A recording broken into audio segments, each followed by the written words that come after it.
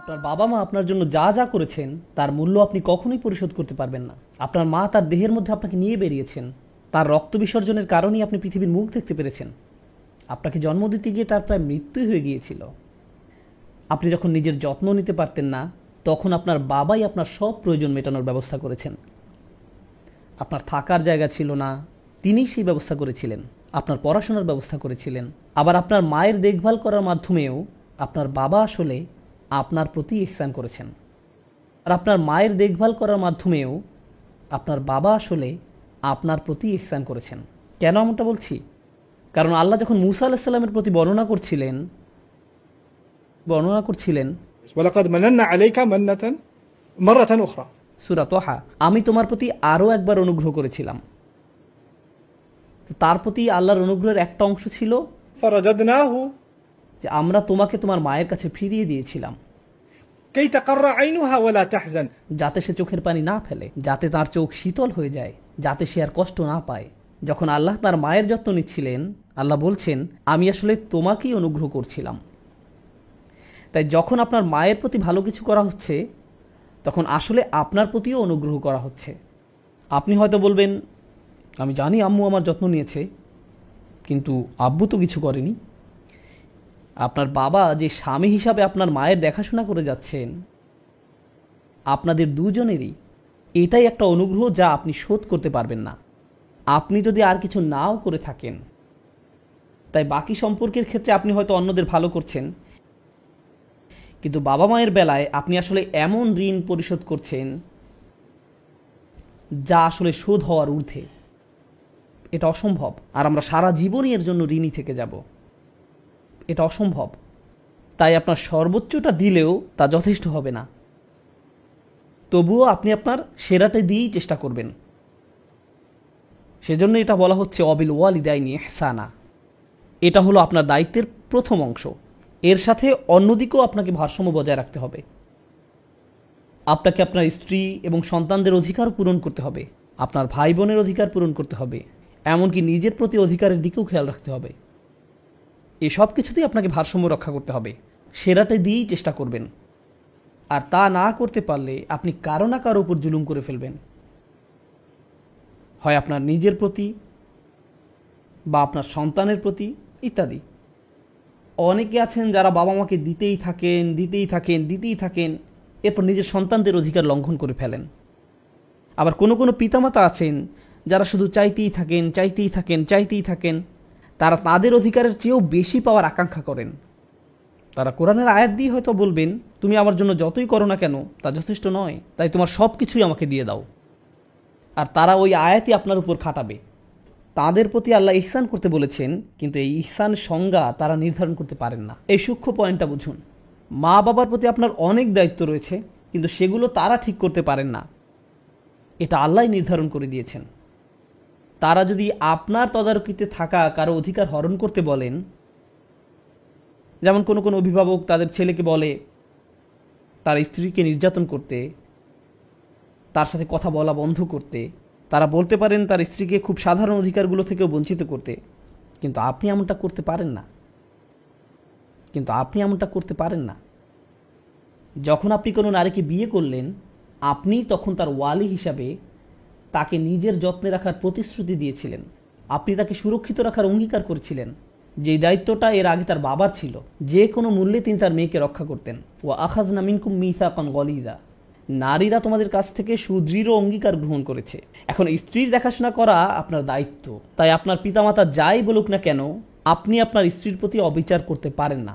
এর উল্টোটাও সত্য, স্ত্রীর কথা শুনে আপনি আপনার বাবা মায়ের সাথে অন্যায় করতে পারেন না। তাহলে এর অর্থ কী দাঁড়ায়? আমি নিজেকেও মনে করিয়ে দিচ্ছি, এই জীবনে কেউ না কেউ আপনার প্রতি অখুশি থাকবেই। সব সময় পুরুষ হিসেবে জীবনযাপনের জন্য আপনাকে অভিনন্দন, আমাদের দলে আপনাকে স্বাগতম। কেউ না কেউ নারাজ থাকবেই আপনার ব্যাপারে। বাবা বলবেন তুমি ভালো সন্তান হওনি, মা বলবেন তুমি আমার চেয়ে বউকে বেশি ভালোবাসো, স্ত্রী বলবেন তুমি খালি বাবা মায়েরই খেয়াল রাখো, আমি তো তোমার কেউ না। বাচ্চারা বলবে তুমি শুধু দাদা দাদিরই যত্ন নাও, আমাদেরকে পাত্তাই দাও না। আবার বাবা মা বলবে তুমি শুধু বাচ্চাদেরকে নিয়েই পড়ে থাকো, আমরা তো এখন আবর্জনা। সবাই ভাববে যে আপনি কিছুই করেন না। আপনি পুরোই অকর্মা। হয়তো কেবল জানাজাতি আপনার ব্যাপারে ভালো কিছু বলা হবে। ও অনেক ভালো মানুষ ছিল, ভালো মানুষ ছিল। কোনো কোনো অভিভাবক দেখবেন সন্তান বেঁচে থাকা অবস্থায় ভালো কিছু বলবে না, কিন্তু মারা গেলে বলবে আমার ছেলেটা খুবই ভালো ছিল, অনেক যত্ন নিত আমাদের। তো পুরুষ হিসাবে আপনি এটা মনে রাখবেন, এমন জীবন আশা করবেন না যেখানে কেবলই আপনার প্রশংসা করা হবে। সব কিছু সহ্য করতে শিখুন। আপনি কোনো ফেরেশতা নন, আপনি মানুষ। যখন সবাই আপনাকে নিয়ে টানাটানি করছে, কেউই আপনার প্রতি সন্তুষ্ট না, তখন কোনো না কোনো সময় আপনি ভেতরে কিছুটা ভেঙে পড়বেন। আস্তে আস্তে এক সময় আপনি সব কিছু মিলিয়ে চলতে পারবেন না।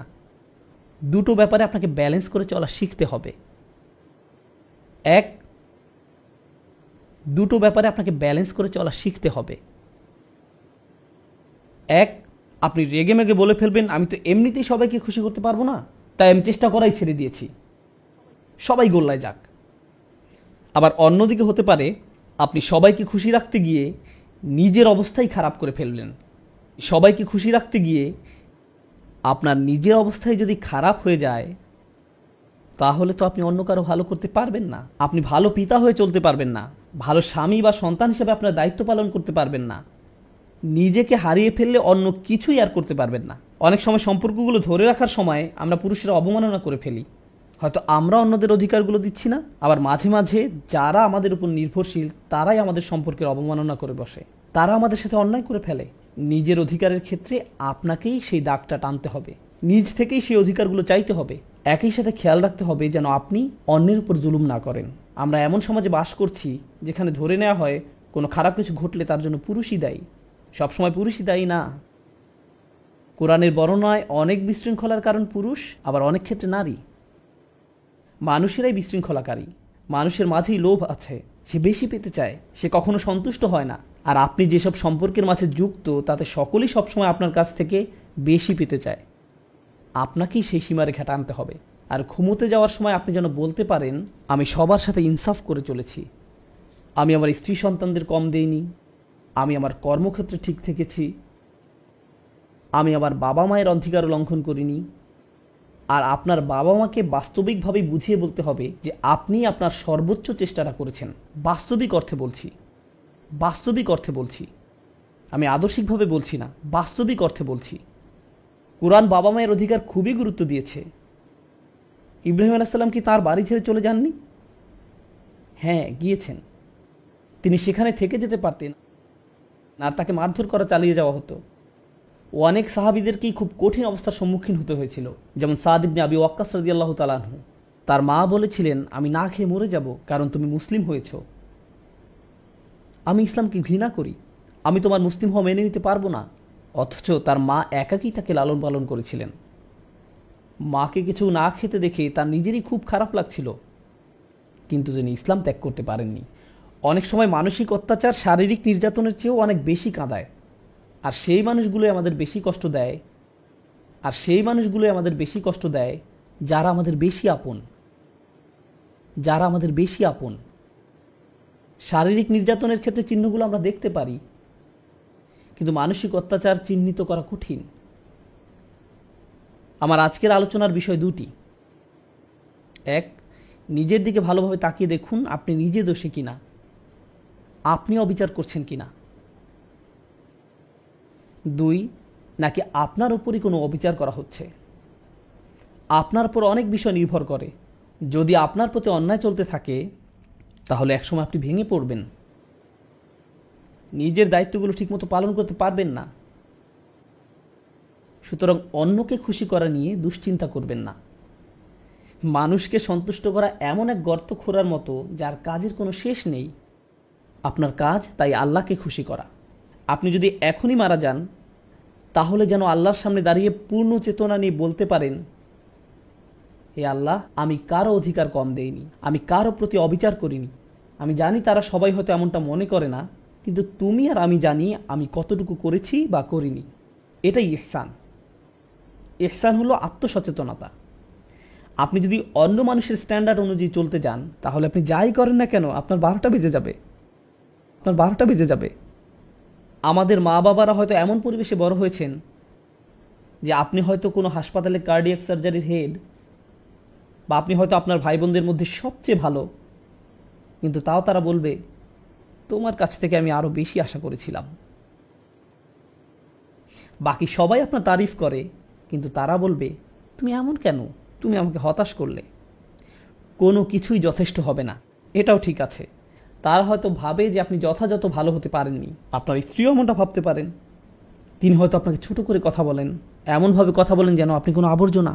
সন্তানেরা হয়তো আপনাকে কষ্ট দেয়, আমি জানি না, কিন্তু একটা কথা মনে রাখবেন, আল্লাহর সাথে আপনাকে সৎ থাকতে হবে।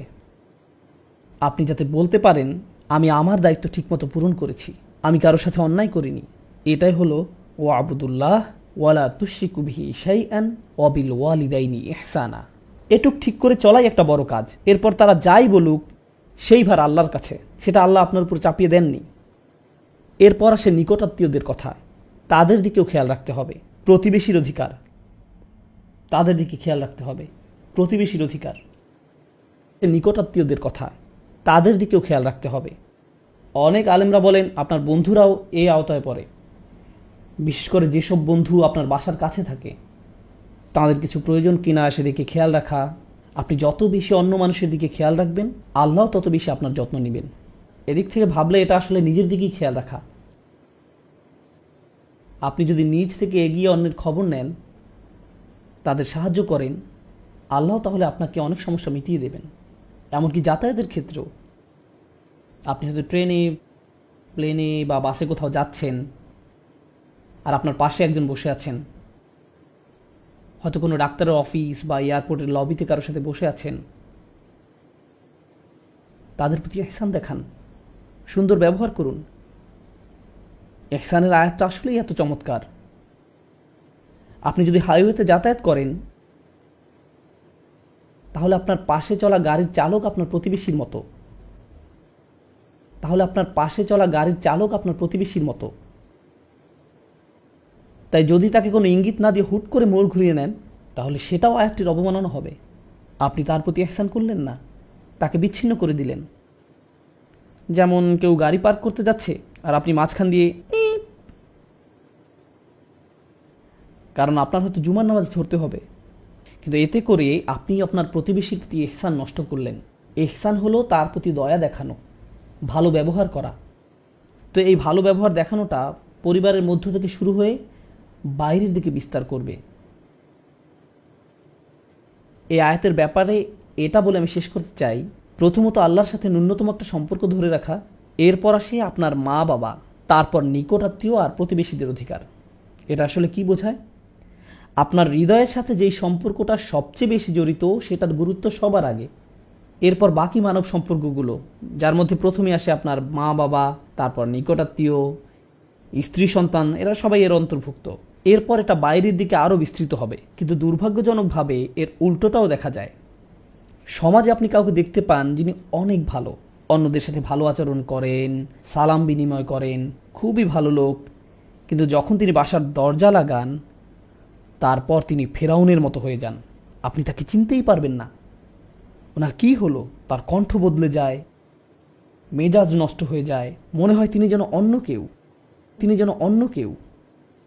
আল্লাহ আমাদের এই সম্পর্কের সিরিয়ালটা দিলেন, কারণ বাইরের সবার সাথে ভালো ব্যবহার করে কোনো লাভ নেই যদি আপনি মা বাবার সাথে ভালো ব্যবহার না করেন, কিংবা আপনার স্ত্রী বা সন্তানদের সাথে ভালো ব্যবহার না করেন। প্রথমে যদি এটাই না করতে পারেন, তাহলে বাইরে যা দেখান তার পুরোটাই আপনার মিথ্যা, এর কোনো মূল্য থাকবে না। এজন্য এই আয়াতটা নিয়ে বাস্তবতার প্রেক্ষিতে কথা বলতে চেয়েছিলাম। আমি বুঝি যে পুরুষরা অনেক চাপের মধ্যে থাকেন, কিন্তু যদি আপনার দায়িত্বগুলো ভালোভাবে পালন করে যেতে চান, তাহলে অবশ্যই আপনার নিজের প্রাথমিক অধিকারগুলো নিশ্চিত করতে হবে, কারণ এটা একজন মানুষের চাহিদাও বটে। যেমন যদি আপনার সন্তান আপনাকে সম্মান না করে, ন্যূনতম সম্মানটাও না দেখায়, আপনাকে সালামও না দেয়, এটা আপনার ভিতরে চিবিয়ে খাবে। আপনি কষ্ট পাবেন, আপনি বুঝতে পারবেন না এটা আপনার অন্যান্য কাজে, অন্যদের সাথে কিভাবে কথা বলছেন তাতেও প্রভাব ফেলছে, মানসিক এবং আধ্যাত্মিকভাবেও প্রভাবিত করবে। তাই এই সম্পর্কগুলোর যত্ন নিন, অন্যের প্রতি দায়িত্ব পালনের দিকে খেয়াল রাখুন, তার পাশাপাশি নিজের অধিকারগুলোও চাইতে শিখুন, কিন্তু সতর্ক থাকবেন যেন কোনো ক্ষেত্রে সীমালঙ্ঘন না হয়ে যায়। আল্লাহ যেন আমাদেরকে ভারসাম্যপূর্ণ মানুষ বানিয়ে দেন। বারাকাল্লাহু লি ওয়া লাকুম। আসসালামু আলাইকুম ওয়া রাহমাতুল্লাহ।